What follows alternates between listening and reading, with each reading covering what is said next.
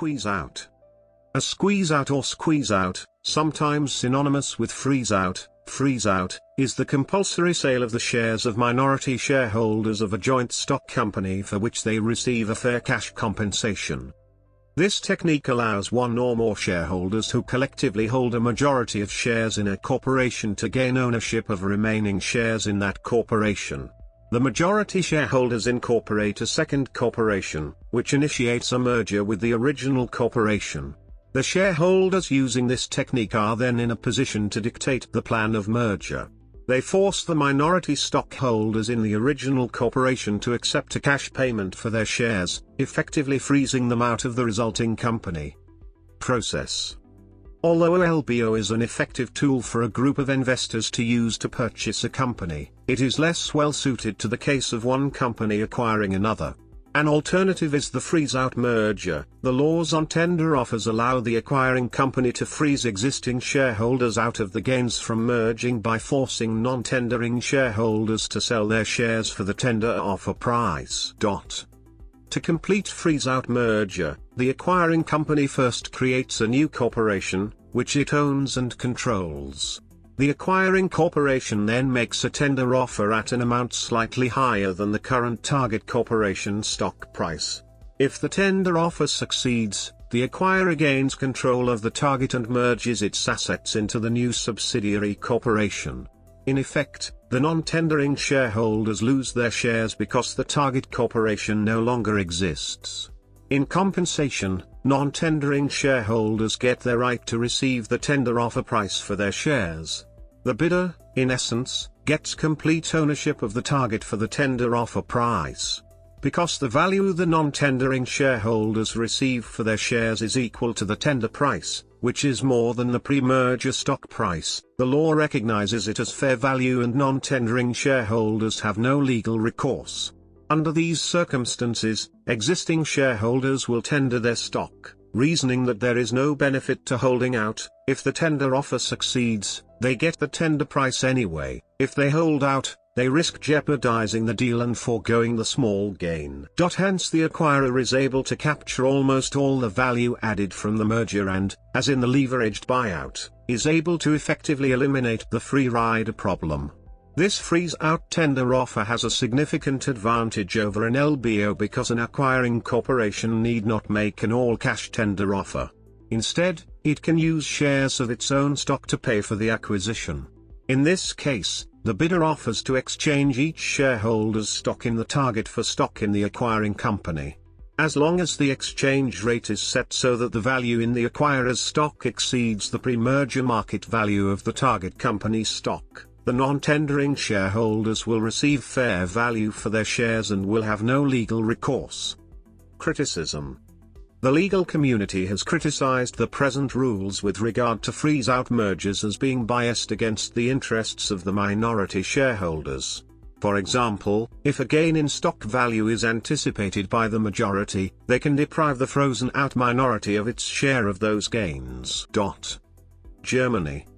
In Germany, a pool of shareholders owning at least 95% of a company's shares has the right to squeeze out the remaining minority of shareholders by paying them an adequate compensation. This procedure is based on the Securities Acquisition and Takeover Act, Wertpapierewerbs- und Übernahmegesetz, PUG. An alternative procedure is governed by sections 327a, 327f of the German Stock Corporation Act, Aktiengesetz, Act, valid since January 1, 2002. For the first time in German history, this law provided a mandatory legal framework for takeovers, replacing the former voluntary takeover code, Übernahmekodex. Although it has been asserted that the law does not break the German constitution, it has courted the resentment of many small investors who consider it to be the legalization of expropriation. The criteria for a squeeze-out are set out in section 327 ACT. The exclusion of minority shareholders of the company requires a corporation or a partnership limited by shares, CA, as affected society, 1, a major shareholder as defined section 327 ACT, 2, a request from him, the company's shareholders may decide to transfer the shares of minority shareholders on him. 3. This decision must be taken at a meeting in this regard. 4. And provide a reasonable cash compensation for minority shareholders. 5.